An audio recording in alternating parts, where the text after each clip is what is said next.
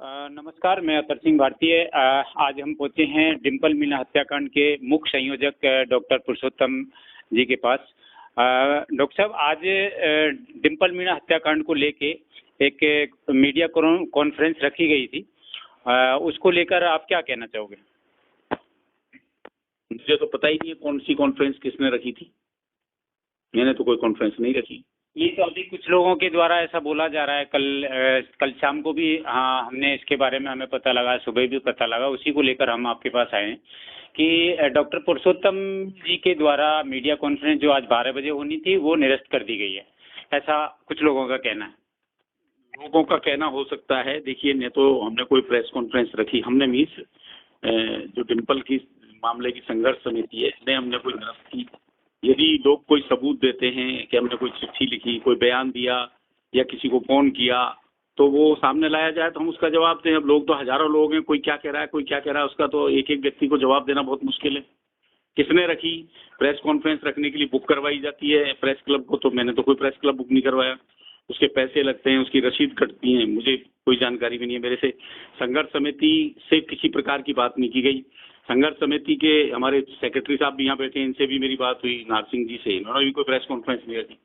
अब जिन्होंने रखी उन्होंने क्यों कैंसिल की, कैसे कैंसिल की, तो कैंसिल की है तो वही जवाब दे सकते हैं बेहतर तरीके से। डॉक्टर साहब, इसमें आगे की क्या रणनीति है आपकी? देखिए भाई, सबसे पहले तो आप ये समझने की कोशिश करें कि 28 जुलाई को मुझे मेरी सहमति के बिना मेरे पैर में प्लास्टर बंधा हुआ है और टोड़ा भीम में कदम कुंडी पर मुझे घोषित कर दिया गया संयोजक। एमएलए साहब को नहीं, जुलाई के अंदर, अगस्त अभी चल रहा है, सितंबर आ गया, अभी जुलाई के अंदर मुझे संयोजक बना दिया गया। उस दिन एमएलए साहब थे, मैंने उनसे निवेदन भी किया, भाई चलने फिरने की दिक्कत है, तो उन्होंने कहा तो आप तो गाइड करते रहना, जयपुर से ही हमें गाइडेंस चाहिए आपकी।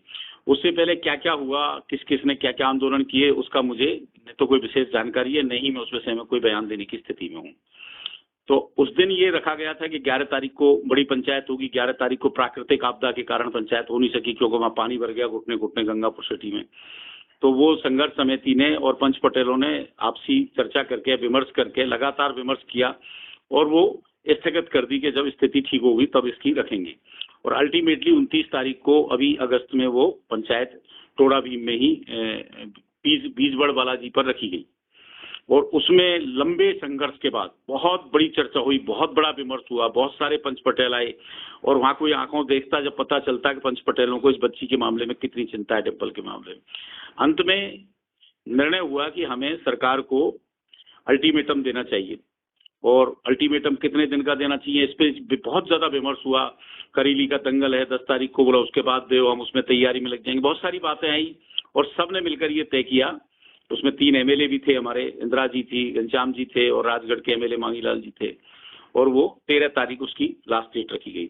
अब इसमें मैं ये बता देना चाहता हूँ, कल परसों कोई एक बंदा डाल रहा था ग्रुप में कि भाई ये 5 दिन का अल्टीमेटम पहले दे दिया, फिर अल्टीमेटम दे दिया। मेरी जानकारी में इससे पहले कोई अल्टीमेटम नहीं दिया, फर्स्ट टाइम अल्टीमेटम दिया गया। आगे की रणनीति तो जब अल्टीमेटम दे दिया और सरकार क्या कार्रवाई करती है नहीं करती है, उसके बाद बैठेगी कमेटी और निर्णय लेगी। उसमें लिखा है कि महाजन आंदोलन होगा, जयपुर के लिए कूच करेंगे, ये उसमें घोषित कर रखा है।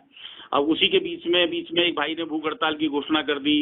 अब आप आते हो कोई प्रेस कॉन्फ्रेंस कर रहा है, कल के दिन कोई पदयात्रा करने लग जाए, कोई और कुछ करने लग जाए, तो मैं तो सब बातों का जवाब देने के लिए जिम्मेदार नहीं हूँ ना। हड़ताल की तो मानसिंह जी ने की थी, तो मानसिंह जी ने तो कल शाम को वो तो मान गए थे कि मैं समाज के संयोजक की से बड़ा नहीं। हाँ, तो मैं बता रहा हूँ, अच्छी बात है, समझदारी का परिचय दिया उन्होंने, समिति की बात को मान लिया। तो उसी तरीके से मुझे पता चला है कि कुछ लोगों ने प्रेस कॉन्फ्रेंस रखी और मुझे ये भी पता चला है कि प्रेस कॉन्फ्रेंस रखने वालों ने स्टेटमेंट दिया, बताया कि डॉक्टर पुरुषोत्तम मीणा को हम नहीं मिलाएंगे उसमें प्रेस कॉन्फ्रेंस के अंदर। तो अब उनको कोई पीड़ा होगी मुझे पर्सनली, अब उनका व्यक्तिगत मामला है ये, मैं उसमें कुछ नहीं कह सकता वो उनको तकलीफ क्या है मेरे से। और ये अपनी अपनी समस्या है, मैं किसी के बारे में ज्यादा बयान देकर के उनका महत्व नहीं बढ़ाना चाहता। जो कुछ अपना महत्व बढ़ाने के लिए, प्रचार पाने के लिए भी ऐसी बातें करते हैं, लेकिन मेरा प्रेस कॉन्फ्रेंस को कैंसिल करने या बुलाने से कोई किसी तरीके का प्रत्यक्ष या परोक्ष संबंध नहीं है।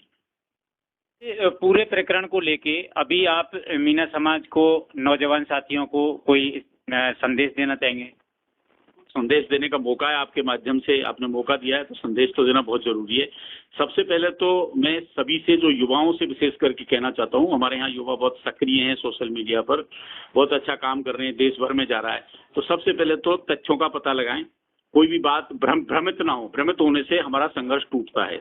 तो यदि कोई बात हो तो हमारे नार सिंह जी जो है सेक्रेटरी हैं, उनसे बात करें, या हमारे कोषाध्यक्ष जी राजेश जी, उनसे बात करें, जरूरत हो तो मेरे से बात करें, और किसी से भी बात करें। और हमने कोई ठेका नहीं ले रखा है, कुछ लोगों को लगे समाज का ठेका लगा, समझना समाज ने बल्कि हमारे कंधों पर वजन दिया है, उस वजन को हम में जितनी मेहनतें उठा रहे हैं। कोई और आदमी भी आना चाहे, मैं ये भी कहना चाहता हूँ, कोई आदमी आना चाहे कि भाई मैं इस काम को ज़्यादा बेहतर तरीके से कर सकता हूँ, तो वो आए, हम उनको भी संयोजक बना सकते हैं।